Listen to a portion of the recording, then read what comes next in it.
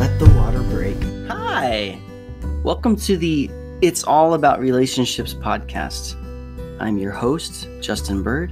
This podcast is for people interested in making sustainable, qualitative relationships their objective. I want world peace, and I build world peace one world at a time, beginning with the relationship with self and extending outward to marriage and family, friends, community, and world. So if that's an objective you want to take up, come along. You gonna give us a few lines? I pray for your healing, that circumstances will change. I pray for a miracle of life in Jesus' name. It's a nice little ditty, you know? Thanks. Thank you, Paige. So Paige is an excellent singer, and she's a friend of mine, and I'm so happy that you're here. Thank you. You are a contributor. Correct. All around the world. I have a lot to say. That's just what you are. You're a contributor. And this is a topic that, quite frankly, needs a woman, because it's a topic about masculine and feminine dynamics. So I'm masculine, and you're feminine. Let's make this dynamic. Indubitably. I'm so ready. really what I wanted to do was talk about a certain aspect of masculine and feminine dynamic. A certain line triggered my mind, and it just started going off, and I was lost in like fascination land. And I'm interested to hear what pops up in your mind. Okay. So the line is from Byron Katie. We love her. Who we've both been listening to a lot lately. Yes. Byron Katie is this sage, adorably cute old grandma with white hair who is ending suffering. Everything warm that you would ever want about a person. She's warmth and wisdom. And she's literally ending suffering on the planet for those who do her work, which is called the work. So she, to understand her work better, you could read her book, which is called Loving What Is. And in it, she says, your body is the loving reflection of your mind. And my mind just went off from there on that word reflection, because an image came into my mind of a mountain with a lake at the bottom, and the lake has totally still waters. And so if you frame the photo in such a way, you actually can't tell which is the mountain and which is the lake, because Correct. The reflection is so precise that you could just rotate it 180 degrees, and if you cut off any other like visual indicators of land or water or differentiators, you wouldn't even know which is which. And that's sort of the power of a really accurate reflection. And then just today, I was listening to another one of her books, 1,000 Names for Joy. She basically said the same thing. She goes, the world is the mirror image of your mind. So we have these two ideas, that your body is the loving reflection of your mind, and then the world is the mirror image of your mind. But really, if you think about it, our bodies are part of the world. Yeah, absolutely. Right? The world includes everything outside of our eyeballs. Like everything that we take in with our eyeballs, we think of as the world, because it's out there. Correct. It's other. What could be and what is, both. And it includes the planet, it includes nature, it includes the mountains, Indeed. And it includes bodies. Yes. But what came to my mind is this masculine-feminine dynamic that I'm seeing everywhere, which is this A-B, B-A universal pattern in all relationships. And so I was thinking, okay, this relationship between the mind and the body, if the body's the reflection, that makes it feminine, which makes the mind masculine. Because a property of femininity is to reflect. And I have a couple of reasons why I think that, and then I want to hear what you think about that. But Okay. I remember saying to a friend who's a girl, at once saying, in my opinion, I kind of just, what? Why are you smirking? The distinction. She might have been a girlfriend. She was just a friend. I did date her, but I can't remember at this time when I asked the question. Listeners, she was just a friend. I said, it kind of seems like that a woman is like pretty much how a man treats a woman. She pretty much just reflects that. And her head was like bobbing, like emphatically. I do agree. You agree as well. Okay, that's two. And I think when that goes poorly is when that starts to shatter. But I do agree. I think that the ability to reflect or to absorb what is and give back, even translating, because it's not so much reflecting as it has the potential to translate. Yes, it reflects it, but water has the ability to absorb, right? This lake that you're talking about, you can throw as many rocks in there as you want, right? So it loses its reflective ability if you got too many rocks. I agree. Ripples, but no, I agree, but it's intensely accurate for many females that absorb that and give back the good. Sometimes exponentially. Just the good? The bad too, obviously. But I think that the ability to multiply it before it's reflected back is a very feminine. Good and bad. Like with babies. Like they have triplets? What do you mean? Okay. So if a woman gives you food, she gives you a meal. If you give her a house, she gives you a home. If you give her sperm, she gives you a baby. Right? So all of this stuff, yes, it's reflective, but it has the capability... And multiplied. Correct. I dig. So, but I do think that intuitive nature to reflect back or absorb that and create it going back. Why else? Thank you. Perfect. Why else might woman be like water? Because if we can establish a little bit of connection between women and water, then this property of reflection might be more palatable or easy to understand, because everyone knows water is reflective. But I would say, too... But it's also necessary for life. It's quenching. And it's not just water. It's mirrors. It's glass. There's other things that are reflective. But first, let's just talk about how women are like water. Okay. So what comes to my mind is, like, you can't dig a hole in water. And you can't win an argument with a woman. I was wondering if you were going to use that line. It's a little bit true, though. In my experience. It's because you're trying to win. Now, I look forward to a day. With God's help, the Red Sea was parted, and the earth will be cleansed and wrapped as a scroll. And maybe that will include one man winning one argument. It's not about winning. I just, why is it about winning? And why does it have to be? Case in point. So perfectly played, Paige. I think it's because I don't put the validity, and I don't feel the same way about the end result. So to me, I don't understand. I might be kidding. Although, I will say... So funny. I do remember arguing with my ex and feeling like whack-a-mole. She brings up a point, and then my logic kicks in, and I'm trying to address the point, and by the time I finish my sequence of logic, she's over here, and I'm like, just one thing at a time. And it was this very watery feeling, I can't ever just scoop it up and we're so elusive. Get a hold. Is that true? It's at funny. All? It is. I would say dysregulation comes into that as part of our programming, because we're so emotional. Sometimes we just can't help it, to be fair. Honestly, it just happens. But I think it's fueled by the dichotomy of love versus respect in that scenario. Men seek to be respected. To me, that's their primary goal of feeling from someone else, is to feel respected.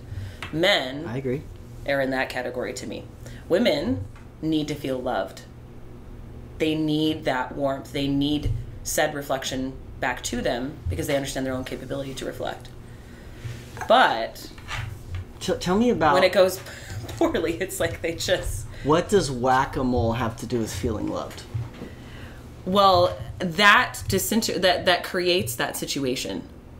At least for me personally and other women that I've known. So when the mole is moving all around and being dodgy, it's basically saying, love me, love me. Yes. Show me that you care. Yes. I mean, obviously, that's exactly what they would say. That's how I should interpret that. But that's exactly right. And the man is like, no, I do love you. I need you to respect what I do for you already. I have so many hammers. Look at all of them. I could build us a home with these hammers, babe. Yeah. But you gotta let me whack this problem on the head with my solution. Yes.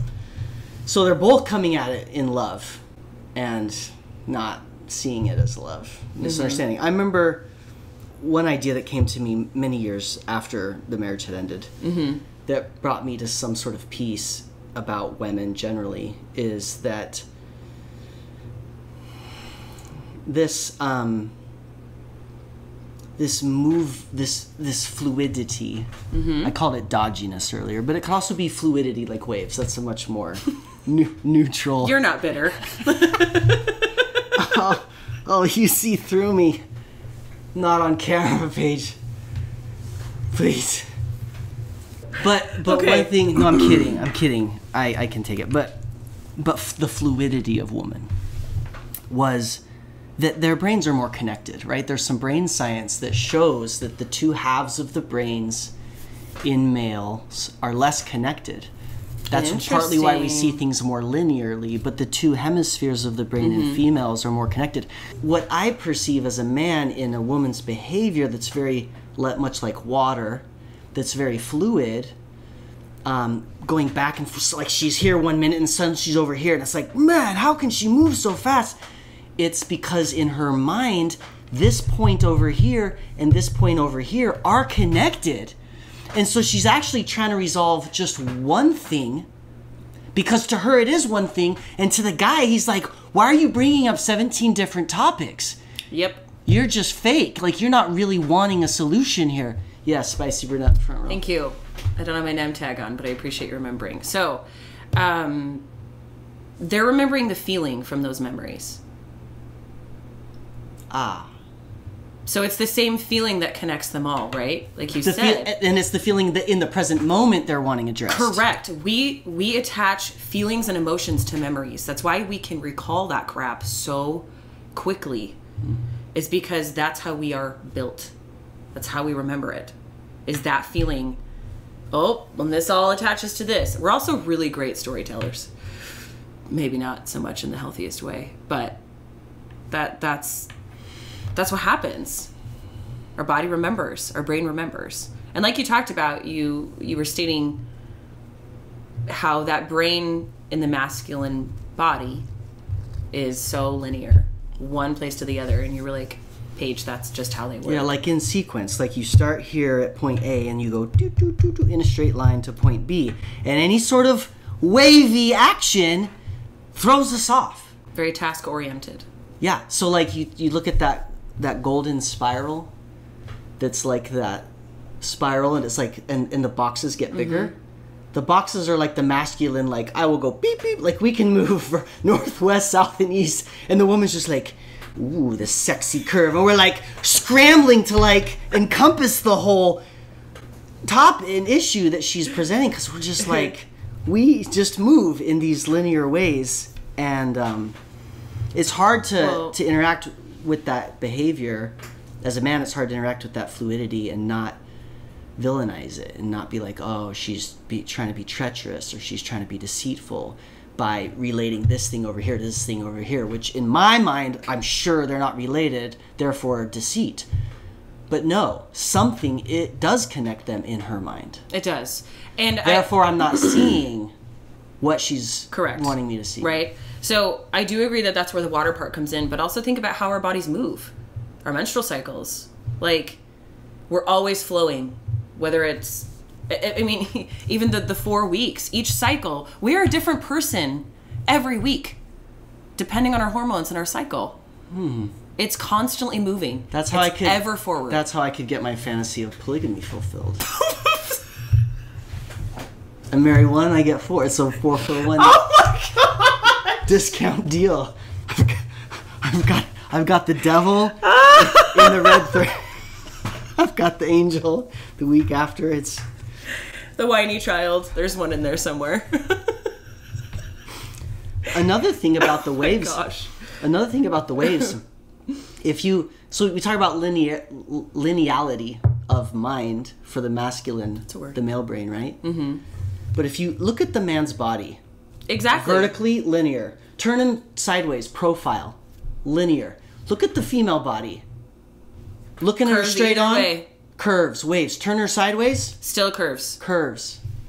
Water is waves. Mm-hmm. Air is waves.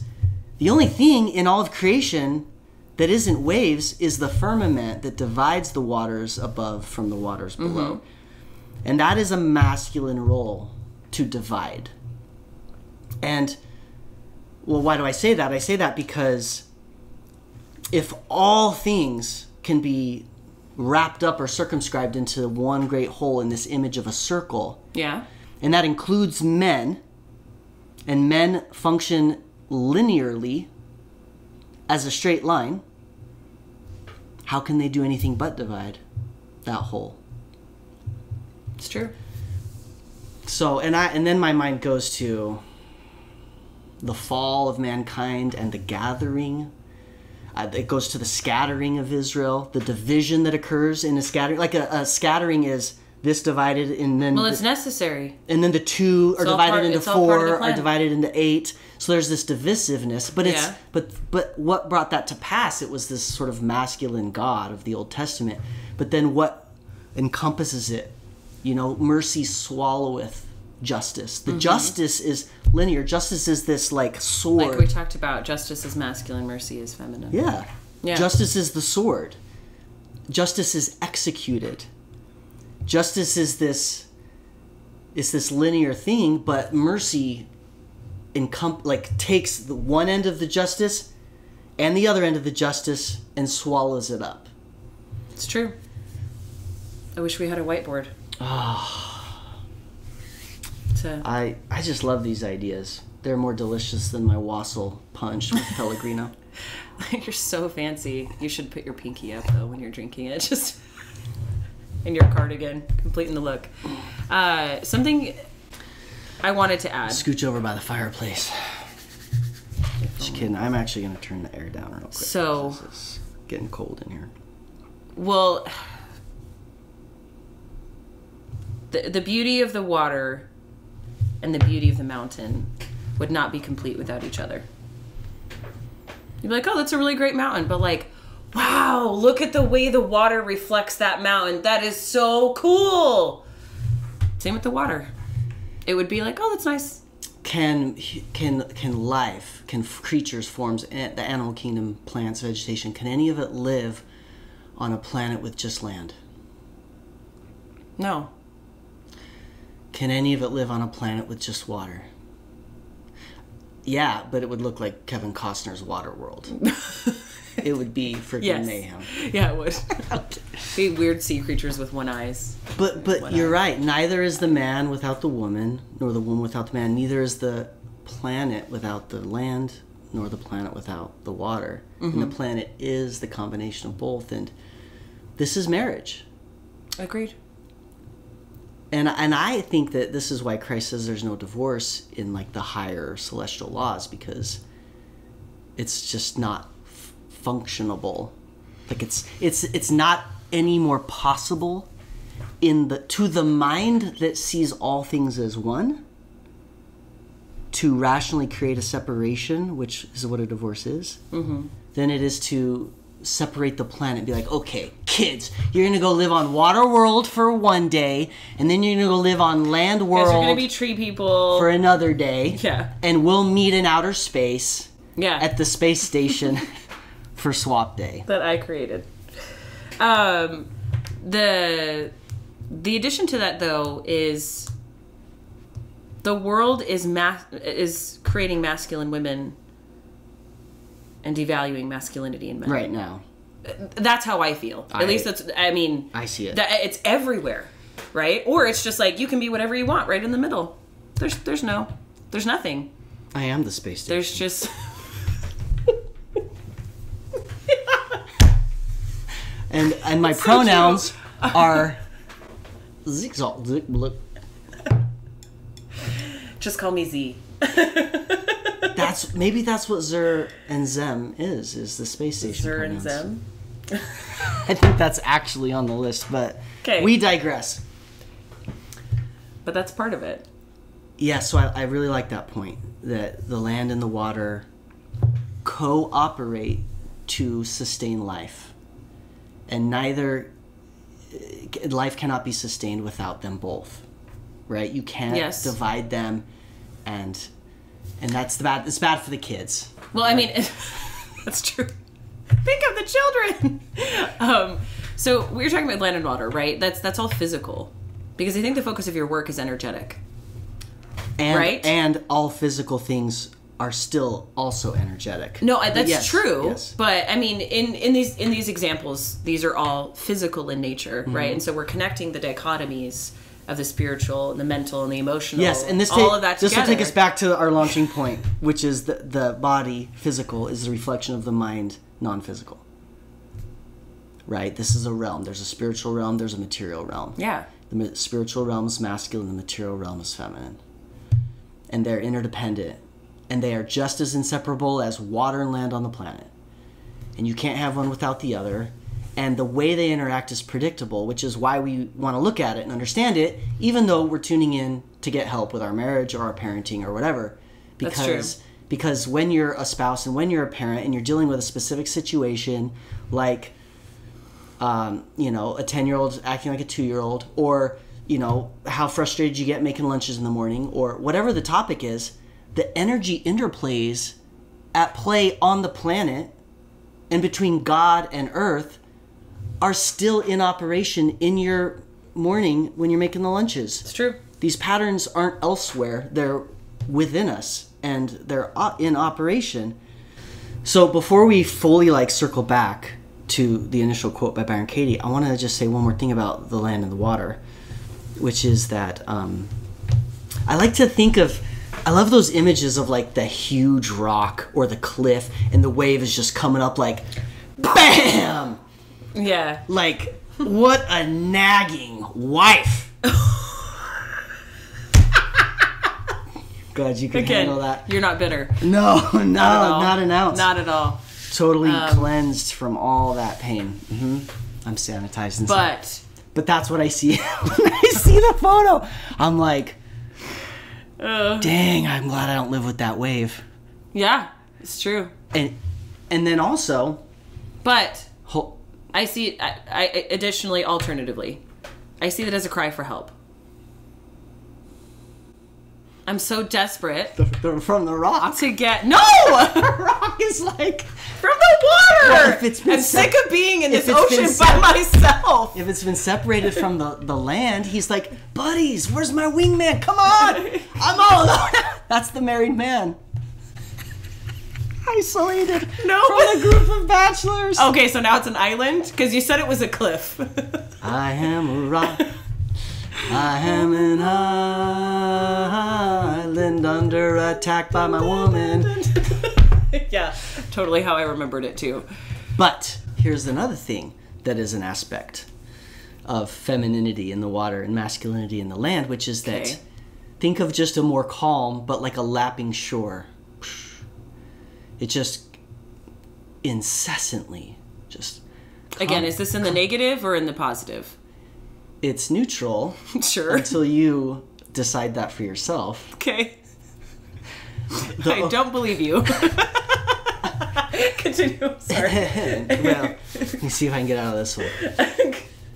The ocean's neutral, and the way it interacts on the shore with the land is neutral. Can you give me that much at least? Yeah. It does lap incessantly, and over time it does erode the shore. Correct. Like, yeah. Or like a rock in a stream. The stream's coming, and you look at it and you're like, man, that rock is just going to be there forever. Well, it won't. It will not. You fast forward, you give it enough time, and this comes down to, in my thinking, to sort of the power of women. In our world, which some say is a man's world, because we're physically, you know, we got the bigger biceps, we got the stronger frames, we can physically coerce Sit our taller will. at the table. You guys weren't there for that one, but They don't know I'm on cushions, Paige. they do now. I didn't say that. You offered it. You are so fluid. I can't even see you sneaking up on me like that.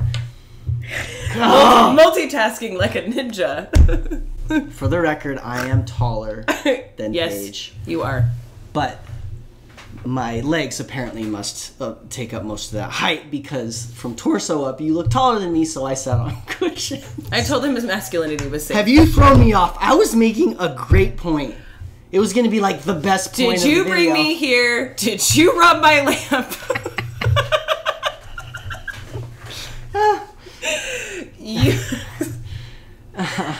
I apologize. This is why I wanted to bring my notebook, because I knew that we would ping pong. You're perfection. You don't need to apologize. Okay. If it needs to be said, Thank you. it'll come back up. Water, land, rock, erosion, lapping, neutral. Yes. Thanks, Coach. Also, we don't see what the erosion has already done to the rocks too. You're talking about in future, right? But yeah. You're looking at that. You're looking at that strong mountain with the ocean coming up on it, and you're like, wow, he's so strong. He's 1/10 of the size he once was. But the persistence. So it's a man's world, because we can physically coerce our way. There's never been a group of women who like took over political power by like some forcible coup. Like they grabbed their swords and they're like storming the castle. That's never happened. But with patience and cunning and with incessant, repetitive petitions and pleas and not nagging, but some other positive word for nagging. Well, and that's the dysregulated version of the multiplying. I see that as a cry for help. That's been my experience. I'm not trying to nag. I'm going to be more... I'm like, see me. Look at me. Okay. Love me, right? So the Love nagging... me by giving me of your substance, mountain. Give me your pebbles. Make me taller. Give me some cushions. Give me your money, man. Give me your seed. Give me your resources of the planet of which you are in sole possession. I think 100% that females can be cunning and vicious and patient. I'm going to be more benevolent to females than you. By the way I see it, is the lapping of the ocean is a request. Now, you've said it yourself. It's like, love me. But that's another way of saying that is it's a request for him to love her. But how? What does that look like? What could he do so that she would then feel that love or be on a receiving end? And that's her responsibility to communicate. Yes, but I don't think the need is negative. I don't bemoan her having needs. I don't wish she was a creature without need. Although that's commonly said in the world, like, man, my girlfriend's so great, like she's not needy or clingy. And we can launch into different types of needs and some other time, but at the root, like what a need is by definition, the core definition of need, it's not bad. And I don't think they're to be done away with. I think they're to be met. And I think that incessant repetition of requests to have needs met is not only part of nature, in the same way I eat meals every day, You know what I mean? I sleep every day. These are needs that recur. So needs are feminine in the sense that they're cyclical. They're also they're feminine in a lot of ways, but I see the ocean's relationship with the land as one of just cyclical need. And the land is happy to meet those needs because he knows he can't sustain life without her. And, well, doggone it, he just likes Mrs. Ocean. She seems pretty sweet. She's been around a long time. Yeah. She has a lot to give. And sometimes she's a lot to handle, like in the case of the flood. Yeah. I mean, he felt a little overwhelmed on that day, those 40 days or whatever. He's like, okay, this is apparently a big need of yours because it's taken all of me. I'll just float for a little while. Everything's going to be fine. I hope I'll be okay in the end. You're not getting my dove, though. My dove can circle the waters for days. Go. Yeah, SOS. No, I agree. But I think that water can be powerful and majestic and lethal while also giving life. Granted. You know what else it can be? Linear and sharp. I've made a couple of pieces of art with a water jet cutter. They have these machines that take water and funnel it into a very focused... That makes sense. And it cuts metal. Wow. It like this tree of life in my living room. It's like... It cuts metal. And I'm like, that's such a masculine trait, and yet... Water's feminine. So... Well, it's not like okay, we're just always going to be so separate. They're not. Like, there's qualities that have to be included. They're not ever separate. Exactly. That's what I'm saying. Like, so I love Doctrine and Covenants 29. God's talking about creation, and he's saying that in all things that I create, the first is last and the last is first.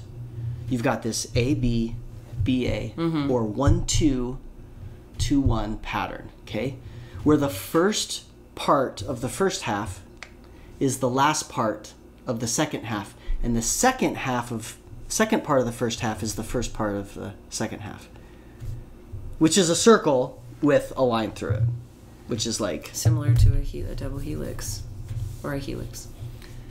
I didn't get that far. How you described that, this with a line through it, that's what that looks like to me. Yeah. This. And if you rotate it, exactly. It's right? a circle. Yeah. And the wave, that's a one wave. 100%. Okay. So there's this idea that... But I think of like the helix of our DNA, a line through it. Not accidental. Why are you jazzing me up like this? It's just like, turned on the nos. Here we go. I'm not going to make any sense the rest of the podcast. I'm going to just be full gibberish. Slow me down. Slow down my brain.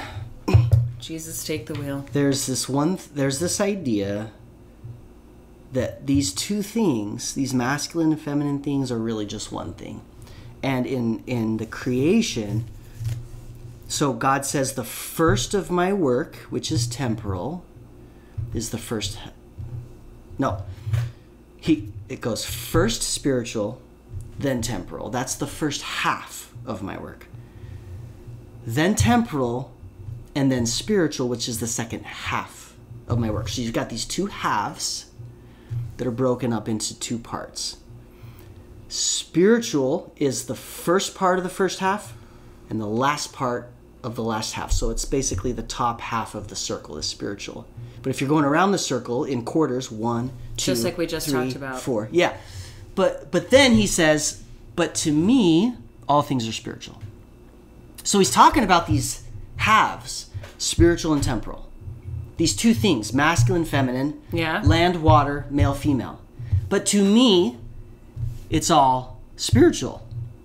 And if you think about this image of a circle with the line through it, and the circle is female for the exact reasons you just explained. If you take the circle and you snip it and you pull it into a wave, which is the profile of a woman's figure, bada bing, bada boom. Just saying.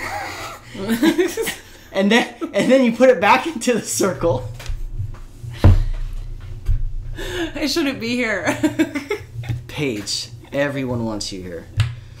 Okay. And then you put it back into a circle and you penetrate it with a straight line, which is masculine. It connects all of the points. My point is the masculine aspects of the whole are swallowed up in the whole.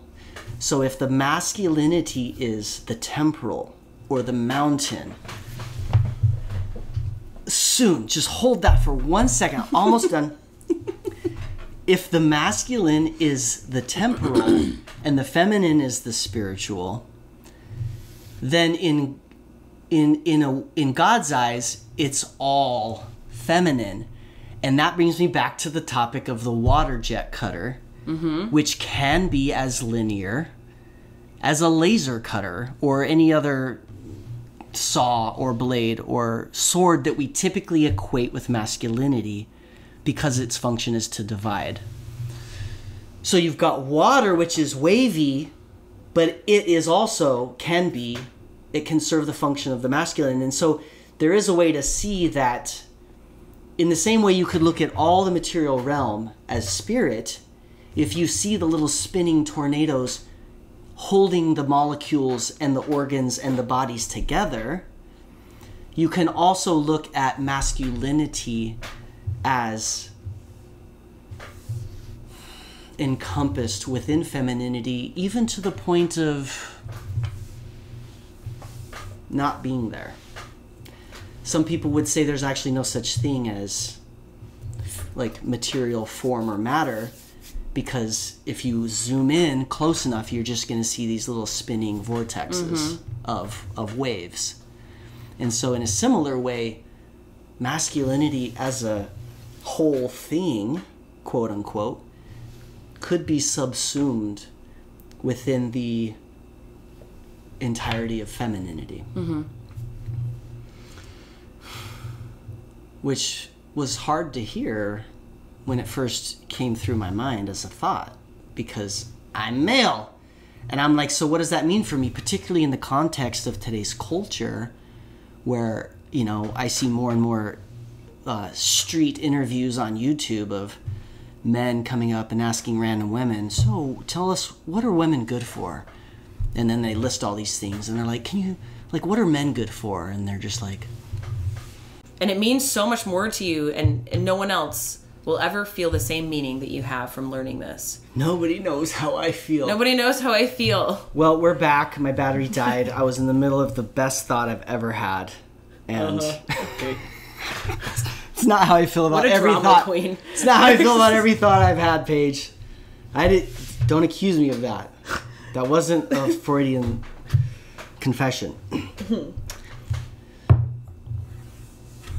But this idea that masculinity as a thing, quote unquote, can be subsumed in its entirety to the point of not even being a thing by femininity, in the context of if I were, as a male, if I were to identify as masculinity, that would be problematic. And before I understood enough about masculine and feminine dynamics, I kind of did. I couldn't have told. How so? What does that mean? I don't even think a lot of people, like if you said, what's the difference between being male and being masculine? I don't think they would have an answer for you. In my mind, there's a very, very clear distinction, but I had to arrive at that distinction because the idea of masculinity being done away with hurt. Because as a male, I was terrifying. like, oh, I don't want to go away and be unimportant. And well, it's because you attached your identity to it. So these YouTube videos, you know, this guy asks a woman, what are men good for? Yeah, and they're just like, they just sit there like, oh, I can't think of anything. And what hurts worse is I think they're sincere. Genuinely confused. Yeah, they were not ready. As they're standing in the world built by men, they're like, I don't see anything. Yeah. All those blue-collar jobs that not are like the buildings, not the roads. Yeah, beats me. Yeah, so weird. But masculinity is an energy direction that interacts with another energy direction, and as every human is capable of both and does both. So any sort of outward flowing energy in relationship is going to be masculine. Any inward flowing energy is going to be feminine. So giving is masculine, receiving is feminine. And of course, males and females both give and receive. But I define the terms masculine to be like the male role in reproduction, and feminine to be like the female role in reproduction. So any interplay between any 2 points in any relationship that behave according to the same pattern of the male body in reproduction is masculine. And any player in any relationship anywhere that behaves in a manner like the female body does in the act of reproduction, I would call feminine. But outside of reproduction, those roles are interchangeable between males and females. So masculinity is a thing, and being male is a thing. And at reproduction, they align and become one thing, but outside, they're different. And this pertains to dogma about God being male and masculine, and the world being female and feminine, and why. And because I see the dynamic between heaven and earth, between God and the world, I see the dynamic, I see how they interact, and the likeness to that typifying act of sex. I go, oh, that's why I'm the bride, even though I have the Spirit. And oh, that's why the God I worship is all masculine, because of the way, the pattern of interacting with the world. The dynamic is similar. It's typified for us in reproduction. And reproduction is not just some salacious, sexy thing. It's also how our species creates for itself eternal life on the planet. It's literally the mechanism of sustaining, eternalizing the life of the species. It's fitting that it be highly packed with symbolism of relationship everywhere, and how to create eternal life with a relationship with God even. Well, and that physical act of symbolism, it's shattered when all of that other stuff, all the waves, all of the whatever, emotional, mental, spiritual, are all disconnected, right? We're talking about this, right, with the line in between. The helix, yeah. The helix. So that connecting us with God, that connecting us to each other, when some of those break, like, yeah, okay, that's cool. Like, well, I would hope that... Bless your heart, Paige. Because they can't be broken. And this is the benefit of coming to connect with God in a way that one sees things as they really are. When one connects with God and understands that one never was or could be disconnected from God. See, I'm talking about with each other, because I agree with that. And then one sees God in all other people and in all other things. Then one understands the one never has been nor ever can be disconnected from anyone. And when one sees that, the physical, material interactions shift. Couples they move back in together. Children re-invite their parents to Christmas after they've been estranged from them for 5 years. So the flesh follows the spirit. So in the spirit, there becomes this awareness of the oneness, the connection that can't be broken. And when that awareness shifts, then the body follows in behavior. And groups gather. You know, I love that the symbol that Joseph Smith wore on his ring was a circle. And to him, that was the best way to remind himself of God's nature. And then he leads these people out into the wilderness, and they come from Scandinavia, they come from, Europe. They come from the islands, and they literally become one. They start building a city called Zion, which defines itself as a people of one heart and one mind with no poor among them. And it's just because their bodies follow the oneness that God revealed to the mind of Joseph Smith, symbolized in that circle. So if we want to be doing this now in our day, right? President Nelson says the biggest cause is the gathering of Israel, which is also the creation of Zion. And if we want to overcome our contention and our divorce and our wars and all the things that appear to disconnect us by their physical behaviors, but beyond the physical, what connects all physical things, which is spirit, the feminine waves of spirit that go in and through bodies and forms and connect all things and are one. When our awareness shifts to that, then our bodies follow. And we start behaving with our bodies in different ways that create social and communal unity. Political, economic, all of that follows when we have that, when we acquire the spiritual awareness. And that's my work, is to create that shift in individuals and groups to where they see the oneness of things as it is already. Well, just like you were talking about, just the opening line from Byron Katie talking about the view of the world, right? That the world is a reflection of the mind. So if the mind sees the world as separate, disconnection will follow in the flesh. 100%. And if the mind sees the world as a reflection of itself and feels thus at one with it, then all of the movements will be geared toward gathering.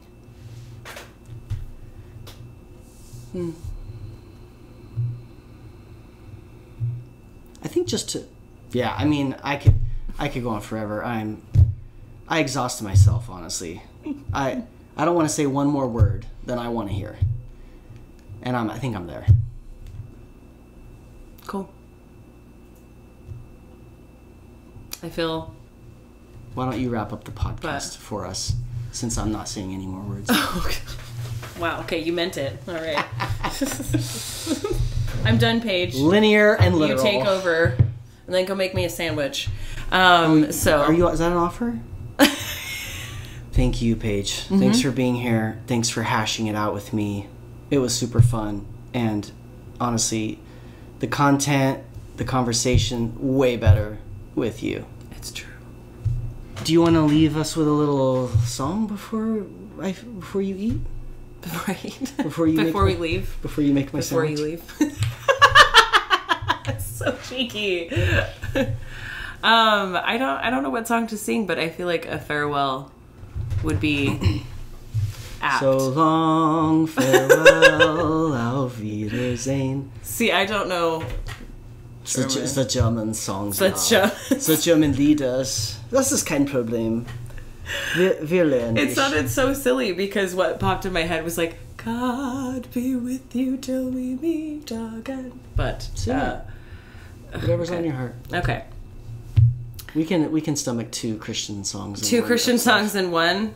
Just making the circle with Jesus. So that's the Alpha and the Omega. Yeah. Amen, sister. God be with you till we meet again. I don't know the rest of the lyrics. That I forgot. But there you go. Okay. Oh yeah. By his counsel's guide uphold you, with his sheep securely fold you. God be with you till we meet again. Cannot be improved upon. Thank you. Let's eat. See you guys.